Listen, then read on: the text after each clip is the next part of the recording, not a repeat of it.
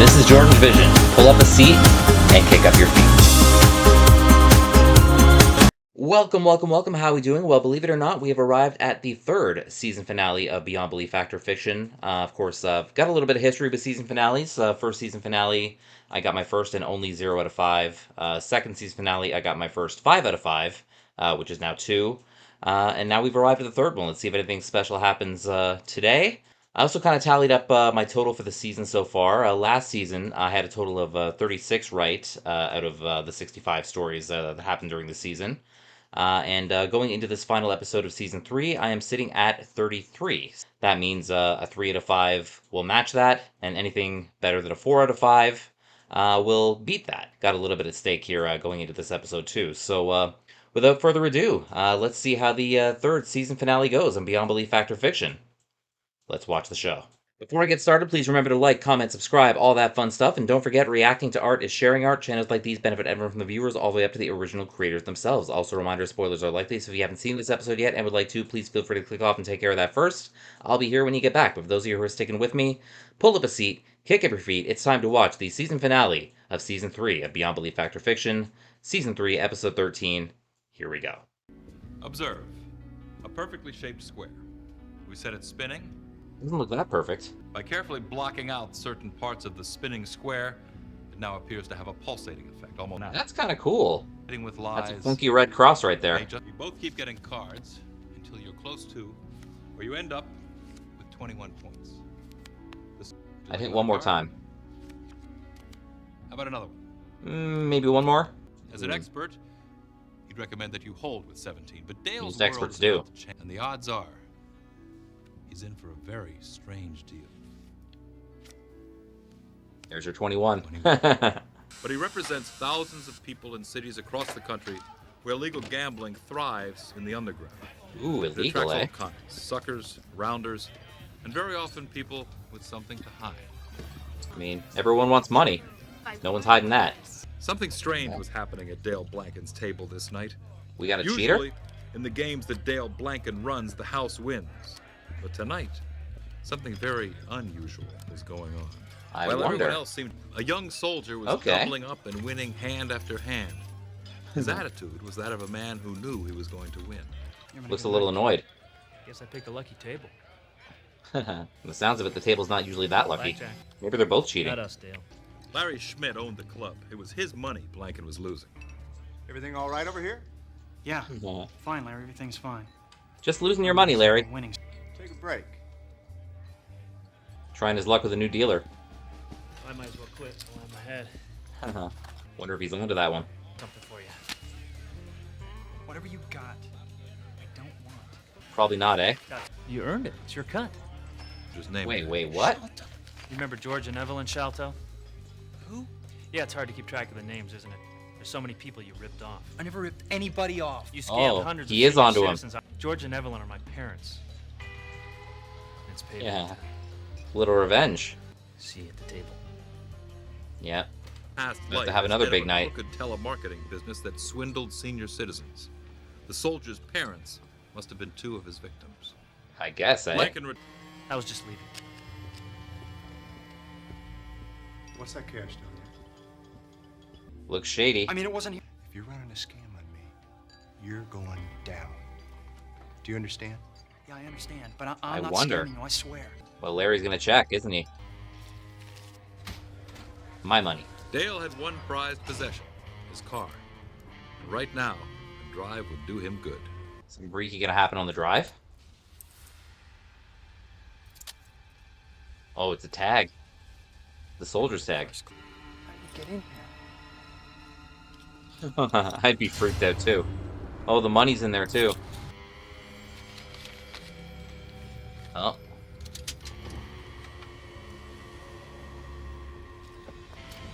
Oh, what's going on? I won't. Let's take a walk. All right, Larry, listen! I didn't see Larry turning Listen to heel, me. but okay. Dale Blanken died that night. Larry Schmidt never found the soldier. Then he checked with the army. According to military records, Private Bruce Shalto died 25 years ago in Vietnam. So the soldier was dead too? How could the soldier have gotten into Dale's locked car without setting off the alarm? Was he an expert at disarming security devices? And how did he learn to beat the Weird. house at 21 every time? Was he employing some elaborate card counting system, the kind banned by major casinos? Yeah, Or, that as stuff our is pretty story real. suggests, There's nothing real unbelievable, I don't think. The guy who actually maybe was posing as a soldier, maybe was the son of the soldier or whatever. Maybe his son or some kind of relative, and had the dog tags with him, and maybe gave that name for some reason. I'm sure whether it was the son or whether it was the grandson or the nephew or wherever, he's got some motive to get revenge against the guy who swindled those two people. So that much I'm thinking is all true. I wasn't really expecting Larry to be the one to kill the dealer, but yeah, stranger things have happened, I guess. Yeah, so I'm not really thinking this story is all that outrageous, and I think I'm going to mark it as true, so let's do that. Okay, one down. Let's get to story number 2. what's the right tip for services provided? In a restaurant, people say you should leave 15 to 20%. Yeah, about that. What if the service was wonderful and the food was terrible, or vice versa? Then it gets weird. Floyd Cummings has been depending on tips a lot lately, and they're not coming as fast and as big as he'd like. But Floyd has an appointment. All right. Yeah. Yeah, if you're driving in traffic like that, you should get lots of tips. The times when business is slow, I catch up on my homework. It's one of the valuable skills I've picked up as a cabbie, learning to read and drive at the same time. Probably not a good idea. That's definitely distracted driving. That's why you're not supposed to have your phone out. There are the ones that just give you the price of the meter. $10 it is. Thanks for nothing, cheapskate. That's why I just installed the Insultator. It's my little revenge against the penny pinchers of the world. If I had a job that took tips, I'd love to have something like that. Triple non-fat latte. You're the best. Regular customer. Hey, what is that? Oh, yeah. No, Tip, are you saving your money for a facelift? Yeah. I can't believe you, Floyd. She doesn't like that? Come on. It's funny. No one deserves to be insulted like that. And when they don't give me a tip, isn't that an insult? Fair point. They want us to keep a lookout for a white male in his 40s wearing a dark suit. They think he might be traveling by cab. Yeah, he didn't hear that. Anything. Saint Christopher, the patron saint of travelers, will protect you from everything. Oh, Except that's gonna play a part in this. Story seems a little predictable, but we'll see.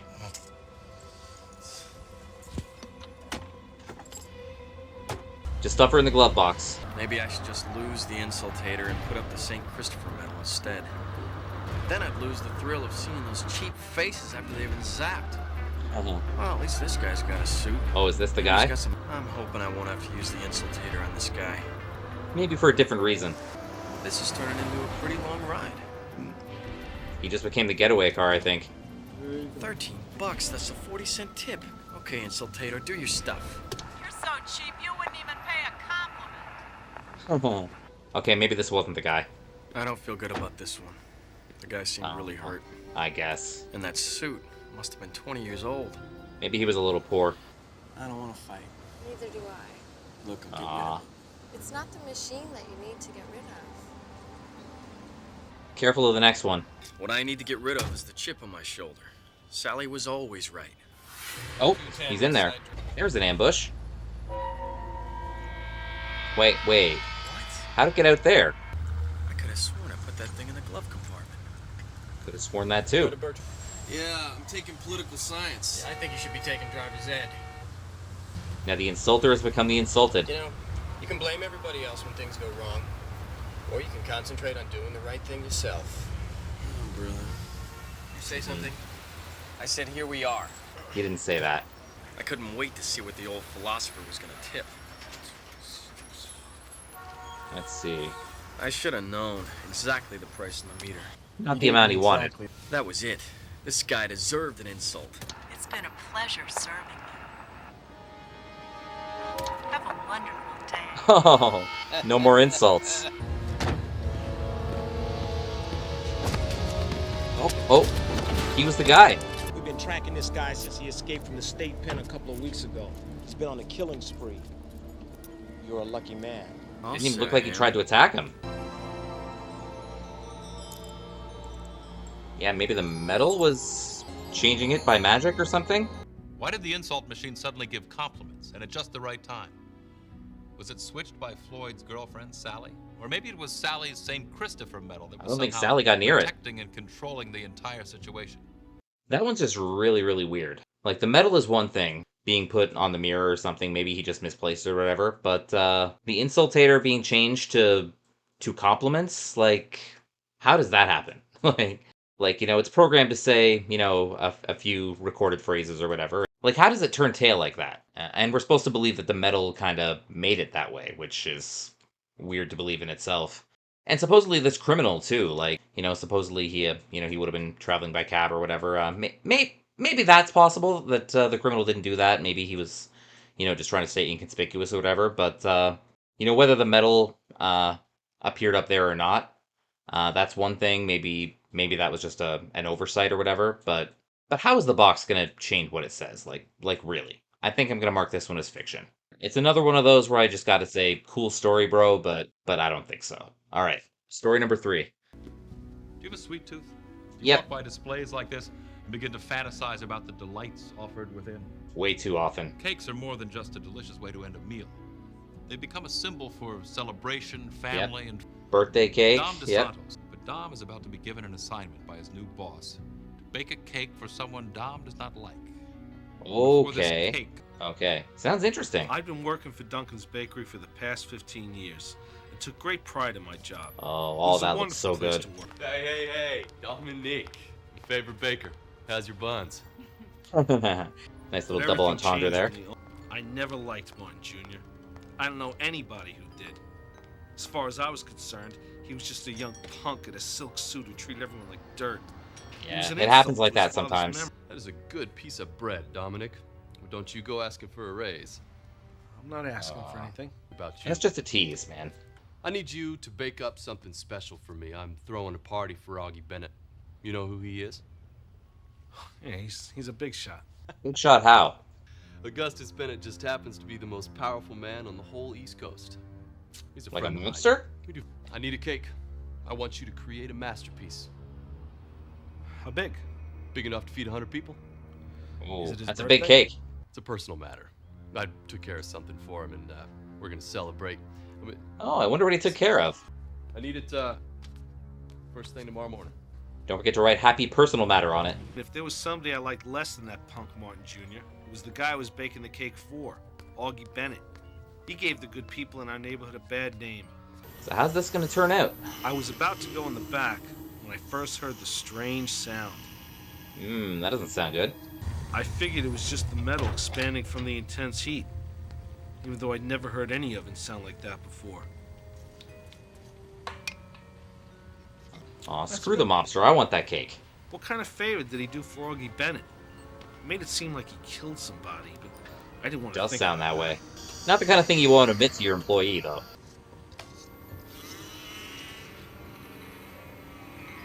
This is getting weird.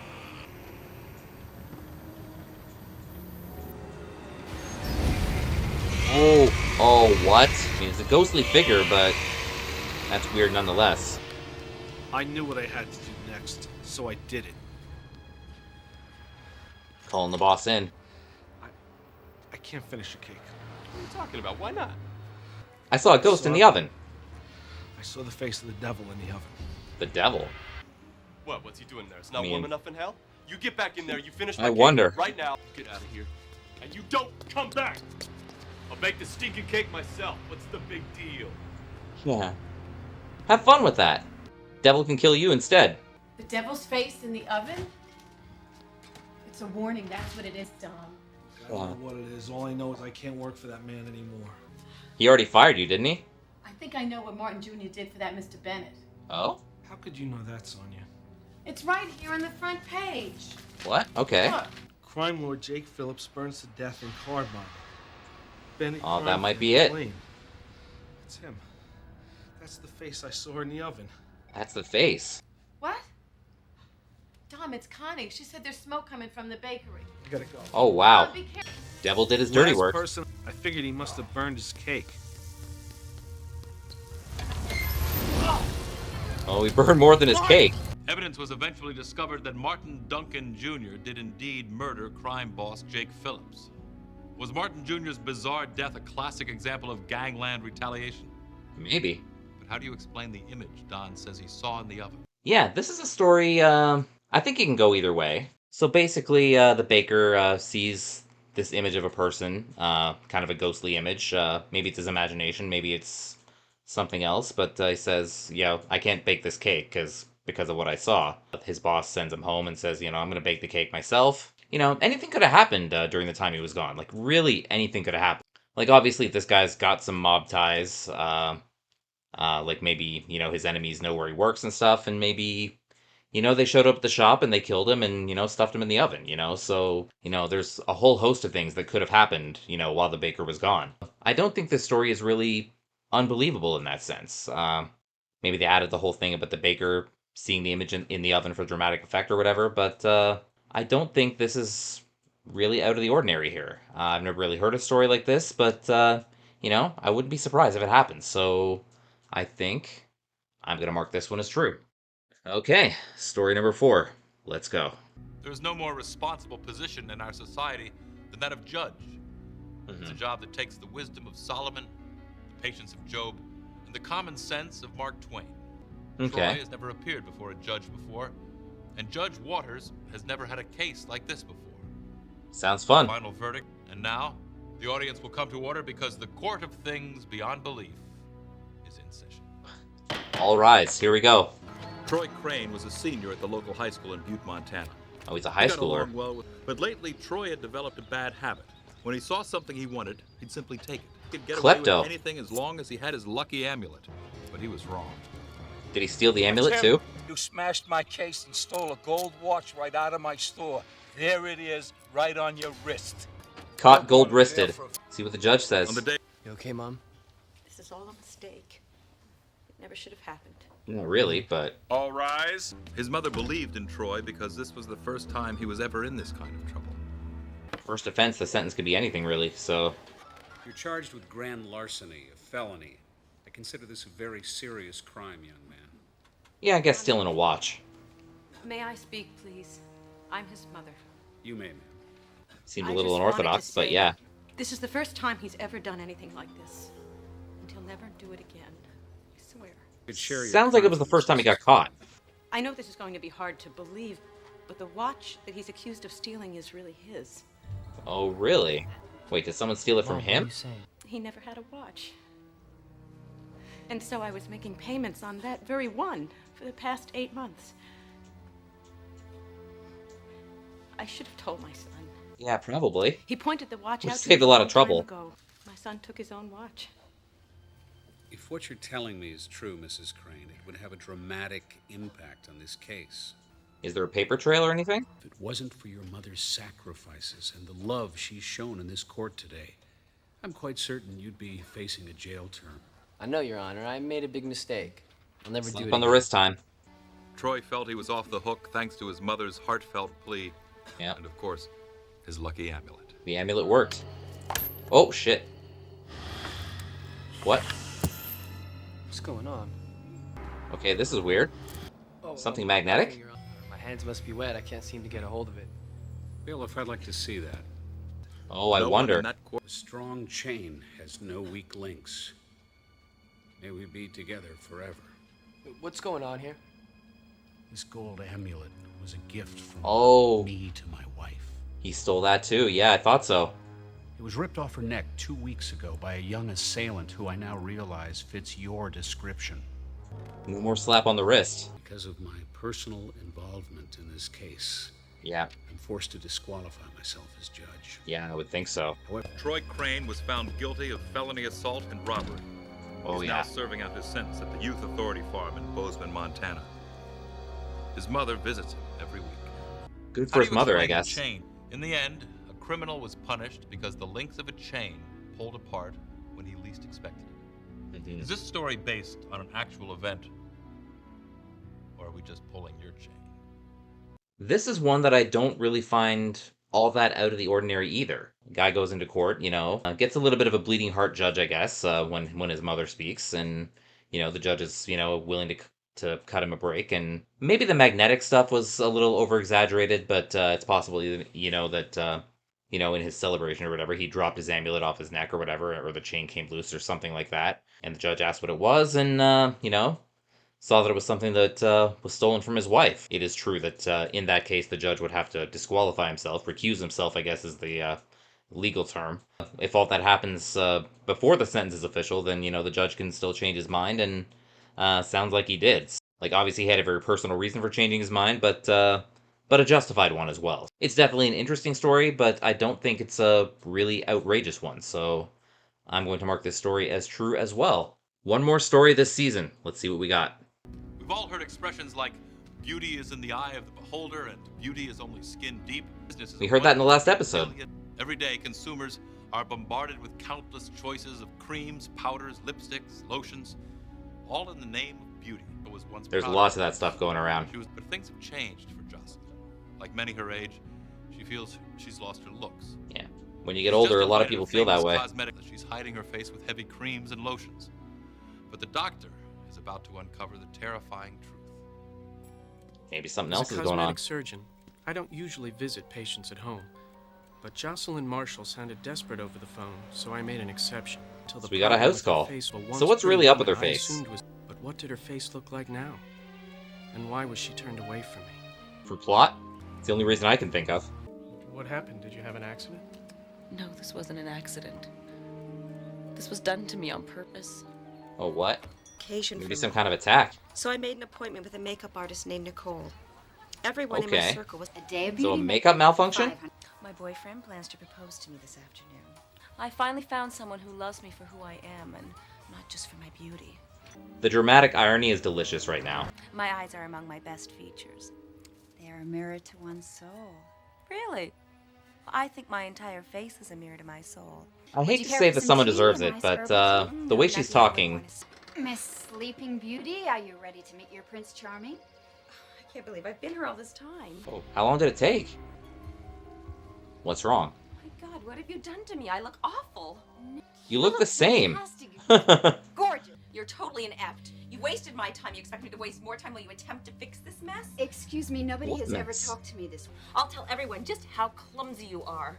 You'll never have another Oh, customer. wait for the Yelp review. How dare you threaten me in my own shop? You're shallow and you're self-absorbed. I curse you. I curse you. I curse you with the mirror of your soul.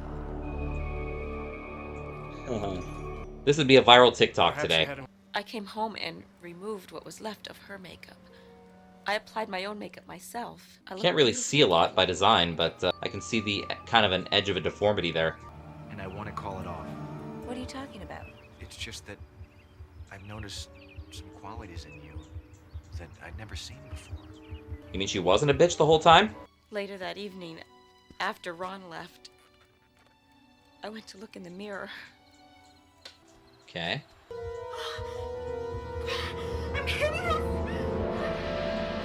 They're doing a good job hiding it from us. Now it had grown grotesquely ugly. No wonder Ron turned away. For the very first time, I believed I had been cursed. I was The ultimate repulsive tease if to it turns out nothing's actually wrong. This is Nicole's salon. We're on vacation for the summer. See you after Labor Day. It's on vacation for the summer. Weeks went Aw. by. Nicole never returned my phone calls. Convenient time for a vacation. May I examine your face? Yes, please. You're my last hope. I'm sorry, but there's nothing I can see that can be done for you. She turned into Gollum? Horrible. Why can't you help me? What? In your case... Wait. Oh, her real face is fine. She just sees herself as ugly. Was Jocelyn really cursed by the beautician? If her face was still beautiful, why did she see herself in the mirror as ugly? And that led Eye of the Jocelyn beholder. to believe her, or was she somehow looking into her soul and seeing the ugliness that existed there? Vanity. That'd be revenge nice and bears poetic. the face of- Talk about that. Kind of reminded me of the story from the last episode too, about the beauty thing. A woman was supposedly ugly, but I didn't see her as ugly really. And you know, this is almost kind of the same thing. You know, she ends up not being ugly, but she just sees herself as ugly. It's weird that way. I know that like body dysmorphia is a real thing, and you know, maybe something kind of happened mentally to make her believe that, you know, something had changed, even if something had not changed. Maybe it's their face, maybe it's, you know, your weight. Anything like that. You think something's wrong when there's really nothing wrong. So that's a very real thing. Like, I was gonna say it was fiction, like if something actually happened to her face, if she actually had turned into Gollum, like she saw in the mirror there, but seeing as her face didn't actually change, I might be back on the other side again. I don't usually like to give the same answer 4 times in one show, but the last time I did that, I think I got a 4 out of 5. Maybe that's the secret again. I'm going to say that this last story is true as well. Yeah, these stories, I didn't see a whole lot outrageous about them except for the one, yeah. So I've marked stories 1, 3, 4, and 5 as true. I only marked story number 2 as fiction. And again, I remind you, I'm at 33 out of 60 so far for the season. 36 was my total last year, so I need 3 to match that, and 4 to potentially beat that, so let's see how I did. Now it's time to look back at our stories and find out which are inspired by actual events and which are works of fiction. Okay. How did you judge the story of the blackjack dealer with a crooked past? Was this one based on an actual event? I said it was. There's so many people you ripped off. I never ripped anybody off. You Too many, scammed eh? hundreds of senior citizens out of their life savings. If you thought this story of a son's revenge was true, we gave you a raw deal. It's a hoax. So wrong on that one. How about the story of the taxi driver who decided to insult his cheap customers, but was saved by a twist of fate? True or false? So I said false on this one. No, Tip, are you saving your money for a facelift? If you thought this one was based on an actual event, we took you for a ride. Okay. This one is absolute fiction. All right. So 1 for the episode, 34 for the season. What about the story of the baker and the deadly cake? How did you judge this one? So I said true on this one too. You get back in there, you finish my cake right now, or you're fired. I can't do that. There's something evil in that oven. I think Did you our got research show fired. This was inspired by an actual event? Yes, it did. A similar Okay. event happened in the Chicagoland area. 2 for the episode, 35 for the season. The story of the first-time offender who was hiding his true criminal nature from the judge. What was your verdict on this one? Again, I said true. What is that on the floor? If you thought this one was a figment of our writer's imagination, you were right.